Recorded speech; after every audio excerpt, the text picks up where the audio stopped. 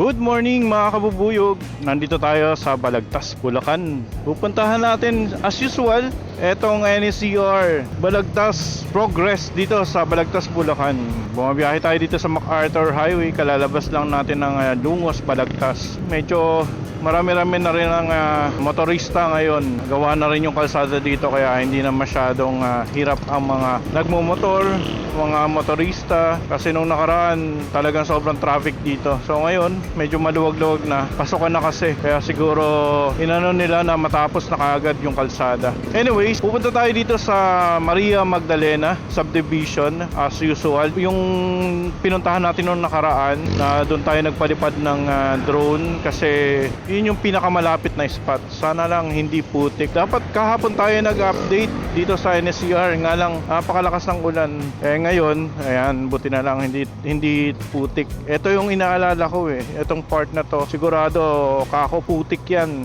Tapos dito kasi ginawa na yung kalsada. Anyways, shout out kay Idol Camshot ni Ed. Nung nakaraan nag-update din siya dito and nalaman natin na may dalawa ng release sa magkabilang viaduct.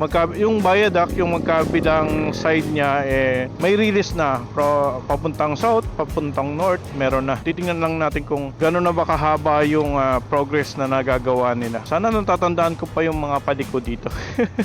Magyan, doon tayo. Biyahe lang, pinasok ulit natin itong Maria Magdalena Subdivision kasi ito yung magandang kalsada, magandang access papunta dun sa bukid kung saan dun tayo magpapalipad. Biyahe lang mga kabubuyog.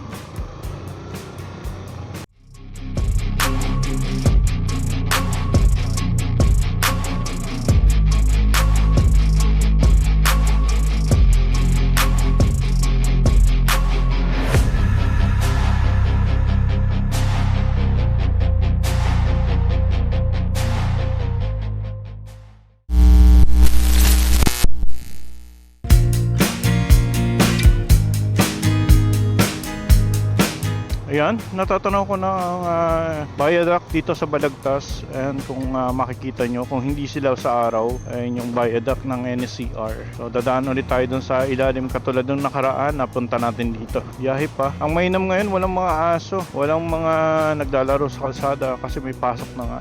So ito yung lilikuan natin dito. Morning po. Nandito na tayo sa may NSCR Balagtas and walang katao-tao. Pwede kayo pumasok doon.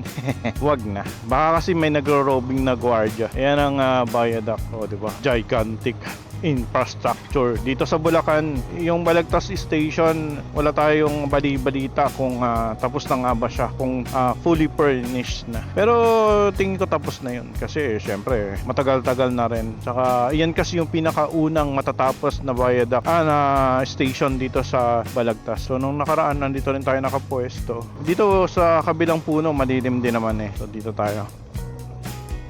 Ayan mga kabubuyog, nandito na tayo sa may bukid. Nako, hindi natin dala si Neo, si baby Neo. Nakapag power loop sana dito. Ito yung bukid na kung saan sa dulo merong abandonadong overpass ng NLEX. Kung hindi nyo pa napapanood yun, ilalagay ko yung link. Matagal na natin ginawang content yan kasi nga nakita ko lang sa NLEX na may dumadaan. Anyways, balik tayo sa ating topic. Ito ang NSCR Viaduct dito sa Balagtas. Andun yung station ng Balagtas. Then pag binaybayin nyo to, ang susunod dyan is yung Giginto. Pag binaybayin nyo to papuntang Bukawi, nandyan yung Taal. Doon sa parting Taal, may nakita na rin tayong mga release doon. So hindi ko sure kung nalalagyan na rin ng release yung pinaka viaduct. So dito tatanawin lang natin kung gano'n na ba kalayo yung nalalagyan ng release. Bubuyog, lipad na.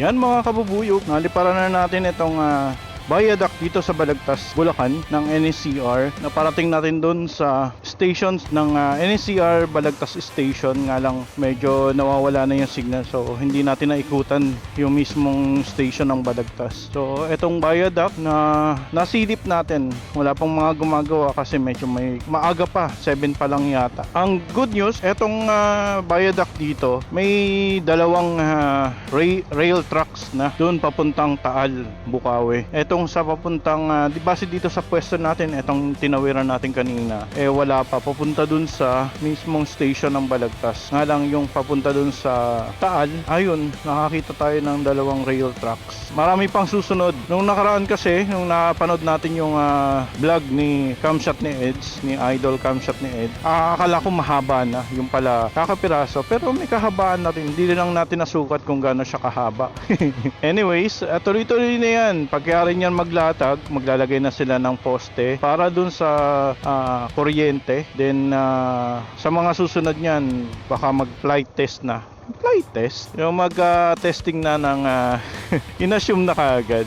Yan ang kaganapan dito sa Balagtas. Then aalamin natin sa iba pang party dito sa Bulacan kung nagkakabit na rin ba sila ng rail track. Lalo na sa Malolo, sa Giginto, ganyan. Sa mga susunod nating pasyal, sa mga susunod nating gala. Thank you mga kabubuyog sa mga sumama. Thank you for watching this video. Please like and subscribe to my channel. Please select the notification button down below. Thank you.